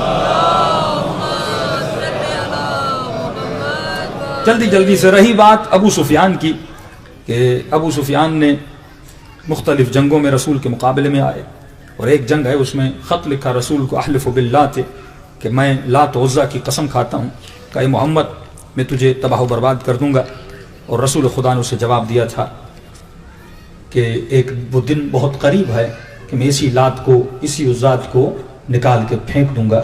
اور رسول نے سے کہا تھا اے احمق، تو یہ سمجھتا ہے کہ اللہ کے دین کے مقابلے میں آ سکتا ہے؟ یہ دین دین الہی ہے، اور میرے پیچھے میرا رب العالمین کھڑا ہے۔ صلوات پڑھے محمد و آل محمد۔ اس پہ زیادہ تاریخ ہے لیکن حساس موضوع، اس پہ میں زیادہ نہیں جانا چاہوں گا۔ رہی بات یزید کی، کہ یزید کا بھی نام لے کے زیارت عاشورہ میں لعنت کی گئی ہے۔ یزید کی تاریخ بڑی ہے۔ یزید کی ماں کا بہت کم لوگوں کو پتہ ہے۔ اس کی ماں کے لیے مختلف نام تاریخ میں آیا ہے، لیکن جو مشہور نام ہے کہ اس کی ماں کا نام تھا میسونہ۔ میسونہ ایک عورت تھی جس سے شادی کی معاویہ نے، اور یہ شامات کی رہنے والی تھی، یعنی روم کے قریب، اور وہاں اکثر جو لوگ رہتے تھے یا مسیحی تھے یا یہودی تھے۔ میسونہ کا جو باپ تھا وہ مسیحی تھا، اور میسونہ کی جو ماں تھی وہ یہودی تھی۔ اب غور سے سنیے گا کہ کربلا کا واقعہ ایسے ہی رونما نہیں ہوا، اس کے پیچھے بڑی ایک سازش۔ جب یزید اس کے پیٹ میں ہوا تو معاویہ نے اسے طلاق دے دی۔ اب یہ چلی گئی شامات میں، وہیں یزید پیدا ہوا اور وہیں یزید بڑا ہوا۔ یعنی یزید جس ماحول میں بڑا ہو رہا تھا وہ ماحول یہودیوں کا ماحول تھا، مسلمانوں کا ماحول۔ جس ماحول میں شراب پینا عام تھی، جس ماحول میں شکار، بندر رکھنا، کتے رکھنا عام تھا، کیونکہ پوری جس سوسائٹی میں یزید بڑا ہو رہا ہے وہ سوسائٹی کون سی تھی؟ وہ سوسائٹی یہودی سوسائٹی تھی۔ اب یزید جب بڑا ہوا تو اس کا ایک مشاور تھا، ایڈوائزر تھا، جس کا نام تاریخ لیتی، اس کا نام تھا سرجان۔ سرجان ایک چھپا ہوا مسلمان تھا، اصل میں یہودی تھا۔ یہودیوں کی کتاب میں آج بھی موجود ہے کہ ایک زمین ہے بنام ہم کربلا کہتے ہیں، وہاں پہ ایک اور نام ہے جہاں پہ رسول کے نواسے کو گردن کے پیچھے سے ذبح کیا جائے گا۔ یہ کتاب یہودیوں کی کتاب میں یہ نشانیاں امام حسین کی شہادت کا واقعہ نقل ہے کہ ایک نبی کا نواسا، نبی کون ہے یہ نہیں بتا، ایک نبی کا نواسا ہوگا جس کے سر کو پشت گردن سے ذبح کیا جائے گا، اور اس رسول کی اہل حرم کو حرامیوں کے مجمع میں لے جایا جائے گا. یہ لفظ ہیں اس کتاب کے. ان کو پہلے سے پتا تھا کہ اگر نسل محمد اور دین محمد چلے گا تو وہ کسی حسین سے چلے گا، اور وہاں پر بھی نشانیاں موجود تھیں کہ اگر حسین کی نسل کسی سے چلے گی تو وہ علی سے چلے گی. کس سے چلے گی؟ علی سے. تو یہ ڈائریکٹ خط و کتابت کرتا تھا ابن زیاد کے ساتھ کہ جب امام سجاد کو ابن زیاد کی محفل میں لایا گیا تو اس نے فوراً پوچھا ابن سعد سے کہ یہ بتا کہ یہ کون ہے؟ اس نے کہا یہ علی ابن الحسین ہے. کہا میں نے تجھے خط نہیں بھیجا تھا کربلا میں جو بھی علی ہو اسے مار دینا ہے؟ اسپیسیفک نام لکھا تھا کہ کربلا میں جس بھی بچے کا نام بھی علی ہو اسے مار دو. ایسے نہیں کہ 6 مہینے کے بچے کو تیر مارا جا رہا ہے اور ممبر سے یہ پڑھا جاتا ہے کہ ایسا نہ ہو کہ لشکر میں انقلاب آ جائے. اور مجمع علی اکبر پہ نہیں رویا، وہ علی اصغر پہ کہ وہ قسی القلب لوگ تھے، وہ تو مارنے آئے تھے امام حسین کو. خصوصی آرڈر تھا کہ حسین کا ہر وہ بچہ جس کا نام علی ہے اسے مار دو، کیونکہ نسل امامت کس سے چلے گی؟ علی سے چلے گی. اس کی نسل کو تباہ و برباد کر دو. خدا نے اعجاز الوہیت سے امام سجاد کی ایسی حالت بنا دی تھی کہ دشمن یہ سمجھتا تھا یہ 2 دن 4 دن سفر میں چلے گا اور مر جائے گا. ابن زیاد بھی یہ سمجھتا تھا. اتنے مولا بیمار کی حالت میں تھے، مولا چلنے کی قابلیت نہیں رکھتے تھے. اس تکلیف میں امام کو رکھا تھا کہ بی بی زینب سلام اللہ علیہ وہ خطبہ جو دربار ابن زیاد میں دیتی ہیں، فرماتے اس خطبے میں سیدہ کے اتنا اثر تھا کہ اس ملعون کے دل میں تھوڑا رحم پیدا ہو گیا اور اس نے امام سجاد کو نہیں مارا. کہا تو حرم رسول کو نامحرموں کے ساتھ بھیجنا چاہتا ہے؟ ہمارا ایک مرد بچا ہے تو اس کی حالت کو دیکھ رہا ہے. پھر بی بی نے اپنی گردن امام سجاد کے گلے پہ رکھ لی. کہا اگر اس کا گلا کاٹنا ہے تو پہلے زینب کے گلے کو کاٹنا پڑے گا. وہ مجبور ہوا. اس نے کہا ٹھیک ہے، یہ معاملہ یزید کے دربار میں لے جائیں گے جو یزید کا حکم ہوگا. اور جیسے امام حسین شہید ہوتے ہیں، کربلا کا واقعہ ہو جاتا ہے، یہ سرجان جو یزید کا مشاور یزید کو چھوڑ کے بیت المقدس چلا جاتا ہے. اس کے بعد یہ مسلمانوں کے پاس آتا نہیں ہے. تو اسلام میں ایک بہت بڑی سازشیں ہوئی، اور یہی یزید جب منبر پہ جاتا ہے، وہابی علماء یہ کہیں کہ یزید کا قصور نہیں تھا، قتل تو ابن زیاد نے کیا. اور ایک مولوی کا انٹرویو میں ٹی وی پہ دیکھ رہا تھا کہ نہیں یزید کا قتل قصور نہیں تھا، ابن زیاد نے مارا، شمر نے مارا. یزید تو شام میں بیٹھا تھا. تو فون کرنے والے نے کہا ٹھیک ہے اگر ہم کربلا کے واقعے کو بھلا بھی دیں تو یہ بتاؤ جو واقع ہررا ہوا تھا، یزید نے جو 300 خواتین کے ساتھ مدینے کی عورتوں کے ساتھ زیادتی ہوئی، 300 عورتوں کی عزتوں کو لوٹا گیا، کعبۃ اللہ کی دیواروں کو ڈھایا گیا. اس نے کہا نہیں یہ بات نہیں کرو، فوراً اس کی فون کاٹ دے رہے تھے. تو یزید کو اگر کربلا کے واقعے سے بھی نکالو گے، اس ملعون کو واقع ہررا سے تم بچا نہیں سکتے. اتنی عزتوں کو، شہر مدینہ کو، رسول کے شہر کو اس نے پامال کیا، کہیں سے بھی نہیں بچا سکتے. اور اس کے علاوہ تاریخ لکھتی ہے کہ جیسے مسعودی لکھتا ہے کہ جیسے امام حسین کا سر لایا گیا، یہ ملعون اپنے تخت پہ بیٹھا تھا، پرورش ہوئی تھی یہودی ماحول میں، اور یہ شعر پڑھتا ہے وَإِنْ حَرُمَتْ عَلَى دِينِ محمد. ابن زیاد کو کہتا ہے یہ میرا مشاورہ ہے، یہ میرا ستون ہے، یہ میری حکومت کو چلانے والا ہے. ابن زیاد ہے تو یزید ہے. ابن زیاد کو سامنے شراب کی جام رکھتا ہے، کہتا ہے ابن زیاد شراب کی جام پی، اور پینے سے پہلے کہتا ہے وَإِنْ حَرُمَتْ عَلَى دِينِ محمد. اگر محمد کے دین پہ شراب حرام تھی فَخُذْهَا عَلَى دِينِ مسیح، تو آج دین مسیح سمجھ کے شراب کا جام پی لے. اپنی ہڈیوں کو شراب کے جام سے تراوت میں رکھ. اور اس وقت امام حسین کا سر سامنے لاتا ہے اور یہ ملعون چھڑی اٹھاتا ہے اور امام حسین کے ہونٹوں پہ مارتا ہے.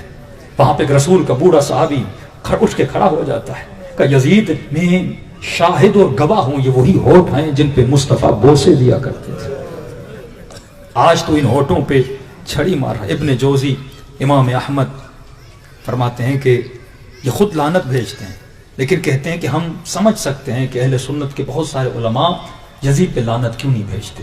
کہ کیوں؟ کیونکہ ان کو ڈر ہے اگر یزید تک لعنت جائے گی تو پوچھے گا بندہ کہ یزید کو رکھا کس نے تھا. خود ابن جوزی اور امام احمد لکھتے ہیں کہ اگر یزید تک لعنت جائے گی تو ہم سے پوچھا جائے گا یزید کو رکھا کس نے تھا. پھر جب اس پہ لعنت جائے گی پھر پوچھا جائے گا اس کو کس نے رکھا تھا. تو سب سے بڑا مسئلہ عدالت صحابہ ختم ہو جائے گی. تو سب سے بڑا نظریہ اہل سنت کے عدالت صحابہ کا ہے.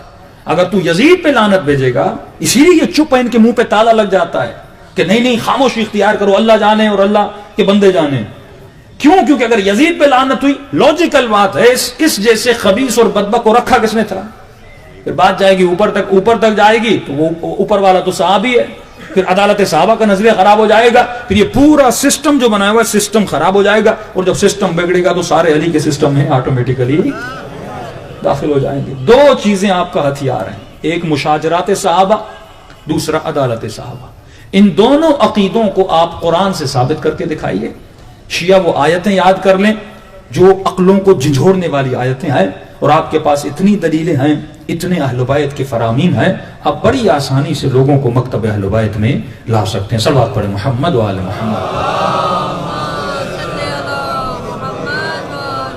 محمد وعجل فرجہم۔ تو اگر کسی نے اہل بیت سے دشمنی کی تو مولا علی کے خطبہ ہے، انشاءاللہ اس پہ میں کل گفتگو کروں گا، جو امام نے امیر شام کو لکھا ہے، کہ مولا ان کو ان کی حقیقتیں بتاتے تھے کہ انسان اگر تو نیک ہوگا تیرا بچہ بھی نیک بنے گا، اگر تیرے اندر برائیاں ہوں گی تو اس بچے کے اندر بھی برائیاں ہوں گی۔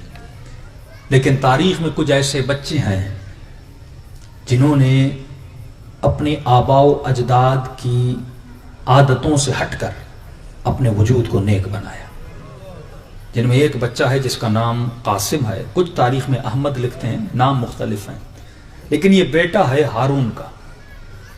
کس کا بیٹا ہے؟ قاتل امام کا بیٹا ہے۔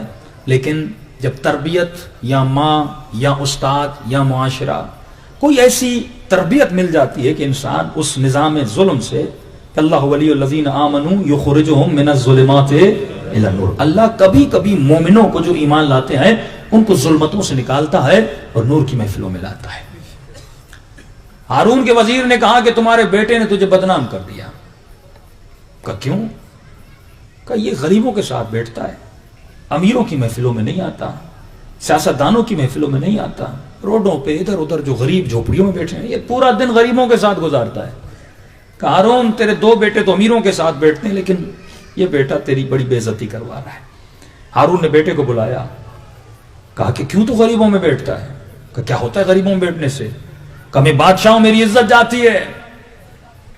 تو کہتا ہے بابا اگر غریبوں میں بیٹھنے سے تیری عزت جا رہی ہے، تو نے آل رسول میں سے ایک امام کو قتل کر کے تو نے آخرت میں مجھے بے عزت کر دیا ہے۔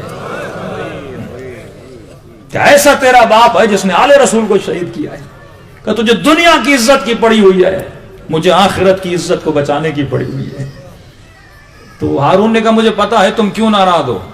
کہا کیوں ناراض ہوں؟ کہا کیونکہ میں نے دونوں بیٹوں کو حکومتیں دی ہیں، تجھے کچھ بھی نہیں دیا، تو بدلہ لے رہا ہے باپ سے۔ اس نے کہا نہیں ایسی کوئی بات نہیں۔ اس نے وزیر کو کہا کہ اس کو بصرے کا حاکم بنا دے۔ بصرہ اس زمانے کا بہت بڑا علاقہ تھا، ایران افغانستان تک اس کا احاطہ تھا، کہ اس کو بصرے کا حاکم بنا دے۔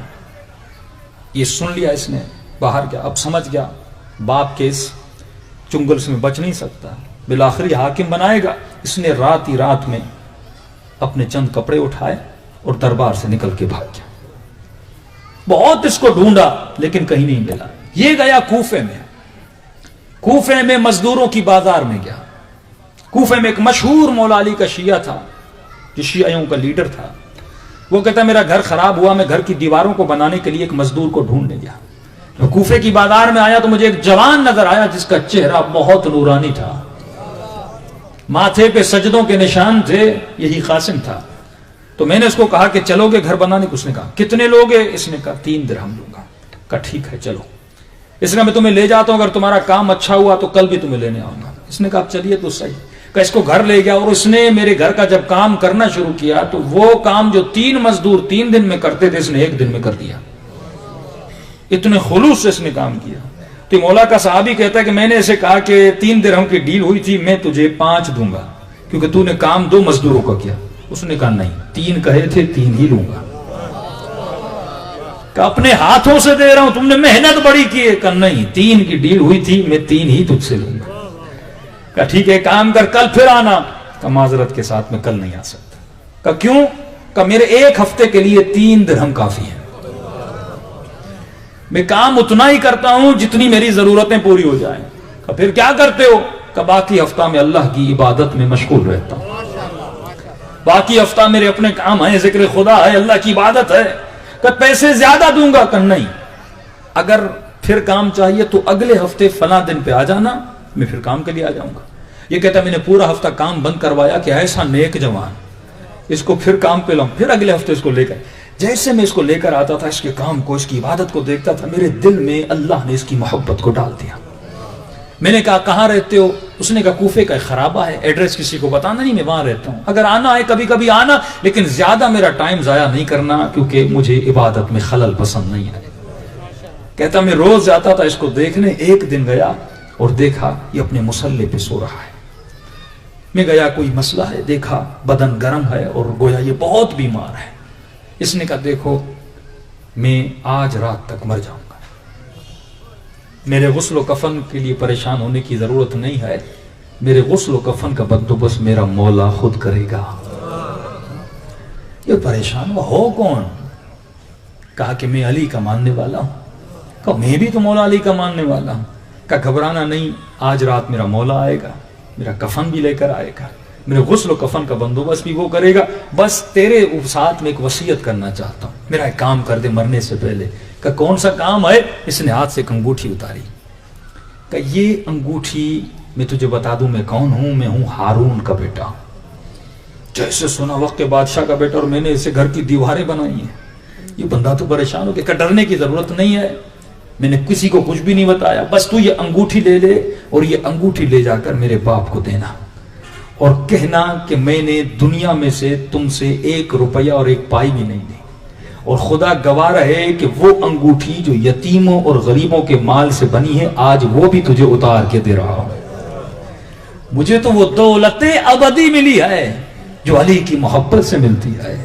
کہ واقعاً اس کا انتقال ہوا اور وقت کے امام نے آ کر اس کا جنازہ پڑھایا کہ خصوصی لوگ اس کے جنازے میں شامل تھے. تو میرے عزیز, اگر آئیڈیولوجی اور فکر اہل بیت والی ہے تو امام فرماتے ہیں تجھے گھبرانے کی ضرورت نہیں ہے. اگر سلمان مدائن میں بھی دنیا سے جاتا ہے تو علی وہاں بھی جا کر سلمان کی نماز جنازہ پڑھاتے ہیں. تو نیک من جا من یمت یرنی, جس کے دل میں حقیقی محبت علی ہے, جب وہ مرتا ہے علی کی زیارت کر کے دنیا سے جاتا ہے. تو دعا کریں خدا وہ مقام ہم سب کو عطا کرے, اور وہ مقام تب ہوتا ہے تو جتنا ہمیں یاد کرے گا اتنا ہم تجھے یاد کریں گے. دلوں کو کربلا لے جائیں اور سلام کریں اپنے قریب آقا حسین کو. السلام علی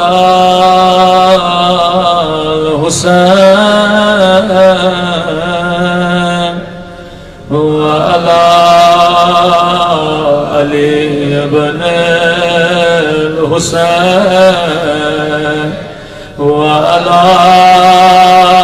اولاد الحسین وعلی اصحاب سب مل کے السلام علی وعلی علی ابن الحسین وعلی اولاد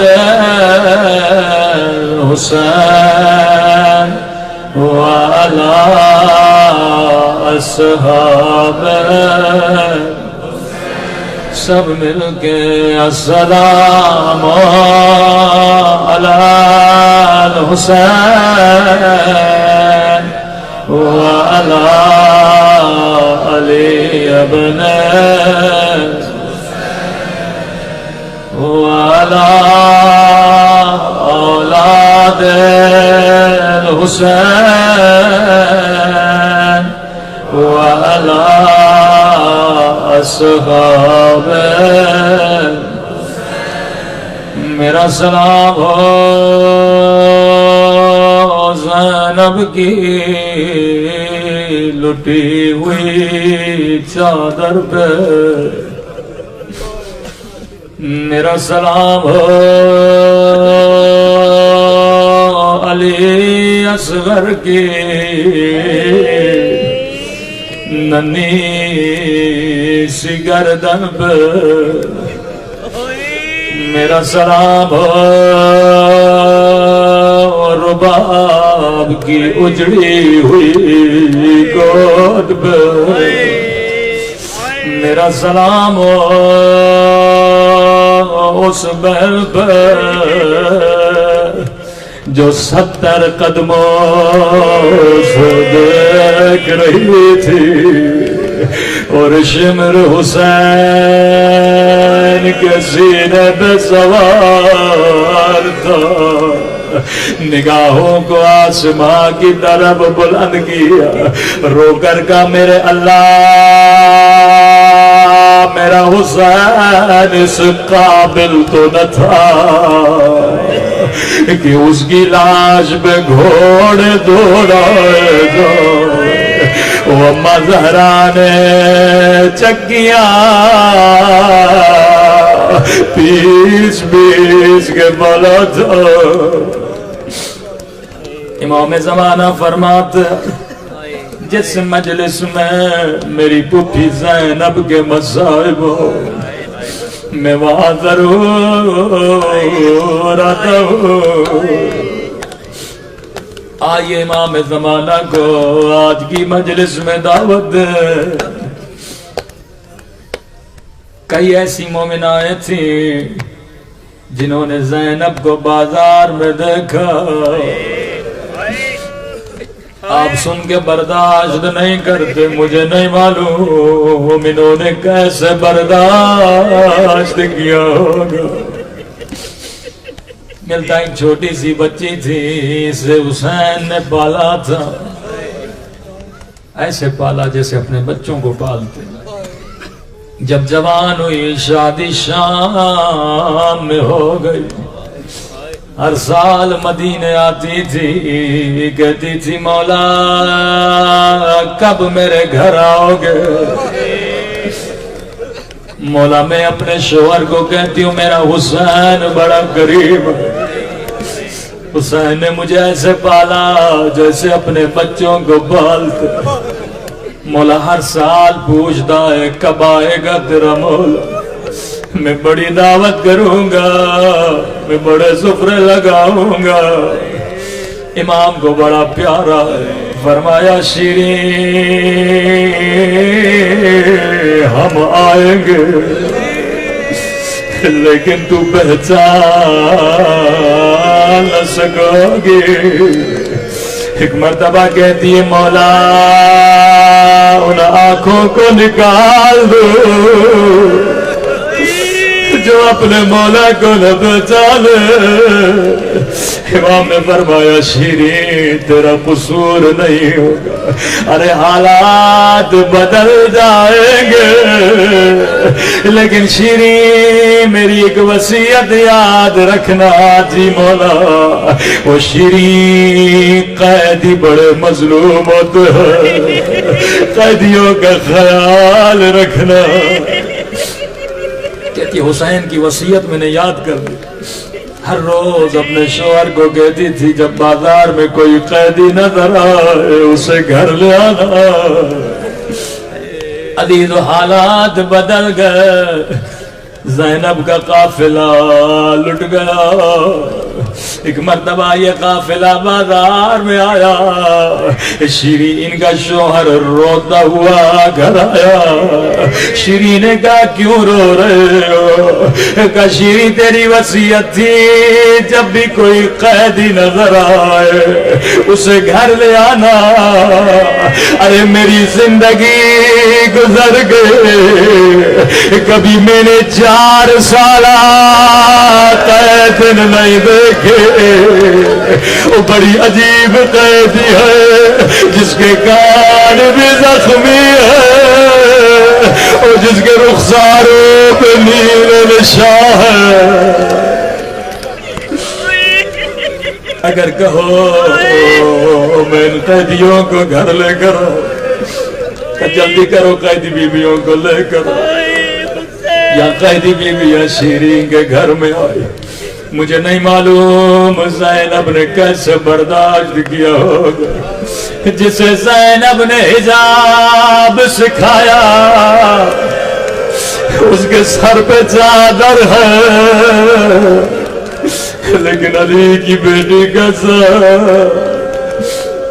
جیسے بیویاں گھر آئی، شیریں نے جلدی جلدی سے پانی دیا، کہ قیدی بیویوں گھبرانے کی ضرورت نہیں ہے، تیرا اپنا گھر ہے، میرے مولا کی وصیت ہے قیدیوں کا خیال رکھنا، ابھی تک میں نے تجھ جیسے قیدی نہیں دیکھے، قیدی بیویوں جو کھانا چاہو میں تیرے لیے بناؤں۔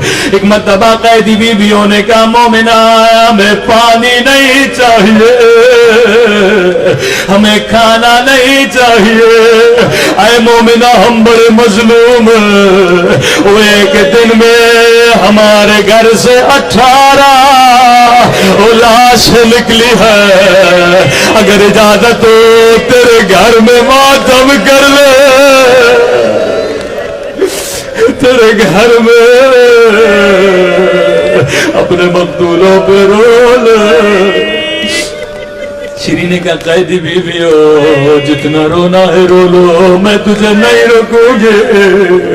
ایک مرتبہ قیدی بیوی اٹھی، بڑا درد بھرا بیان کیا، رو کر کہنے لگی اے علی اکبر کے پیاسے بابا، اے علی اکبر کے غریب الوطن بابا، شیریں سے رہا نہیں گیا، قیدی بی بی چپ ہو جا، اکبر میرے مولا کے بیٹے کا نام ہے،